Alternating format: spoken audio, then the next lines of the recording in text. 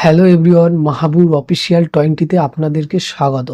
আজকে আলোচনা করব খুবই একটি জনপ্রিয় বিধানসভা কেন্দ্র নিয়ে, নন্দীগ্রাম বিধানসভা কেন্দ্র। 2021, 2023, 2024 বিজেপি এবং তৃণমূল কে কতটা ভোট পেয়েছিল সেটা তোমাদেরকে ক্লিয়ার করব, এবং তাছাড়াও কে এগিয়ে আছে 2026-এ কে এগিয়ে আছে সেটা তোমাদের কাছে ক্লিয়ার করব। এবং তাছাড়াও যে জেলা পরিষদে যে নির্বাচন হয়েছিল, নির্বাচনে কে কতটা আসন দখল করেছে সেটা তোমাদের কাছে ক্লিয়ার করব।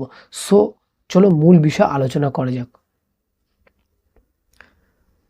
2021-এ যে বিধানসভা ভোট হয়েছিল সেখানে 3জন প্রার্থী ছিল হেভিওয়েট, অর্থাৎ প্রথম প্রার্থী ছিল মমতা বন্দ্যোপাধ্যায় তৃণমূল থেকে, এবং বিজেপি থেকে শুভেন্দু অধিকারী, এবং তৃতীয় যে প্রার্থী ছিল শাওন ব্যানার্জি।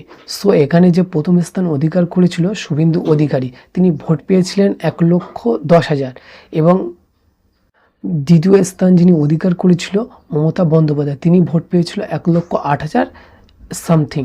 এবং এখানে তৃতীয় যে প্রার্থী ছিল সিপিএমের থেকে শাওন ব্যানার্জি, তিনি ভোট পেয়েছিল 8,000 সামথিং।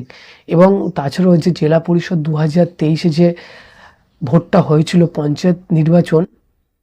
পঞ্চায়েত নির্বাচনে টোটাল নন্দীগ্রামে 2টো ব্লক আছে, ব্লক 1 এবং ব্লক 2।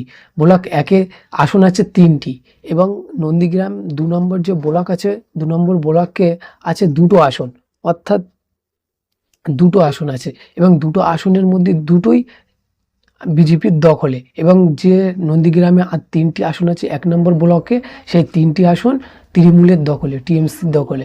এবং তাছাড়াও 2024-এ যে নির্বাচন হয়েছিল লোকসভা নির্বাচন, এখানে